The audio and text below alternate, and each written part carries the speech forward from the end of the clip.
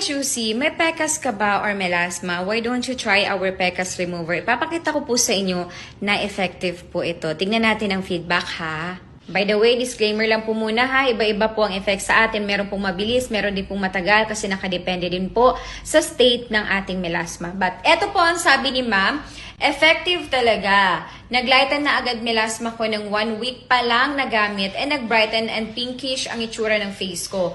Thank you sa gumawa nito. Sa haba-haba ng panahon na naghanap ako ng product, ito lang pala solusyon sa melasma ko. Kuminis din ang skin ko at madaling ma-remove mga dapat ma-remove. Salamat talaga, ang bilis pa ng delivery.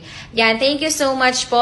Alam nyo ba, ito po, aside sa sinasabi niya po na naglighten melasma niya, ito po ang common denominator, common feedback sa paggamit ng ating pekas remover. Nagpipinkish daw po yung kanilang face. So yun po, nakaka-pinkish talaga to ng face kasi syempre renewed skin, may exfoliating nga to, diba? So syempre pag mawala ang dead skin, fresh skin po ang makikita.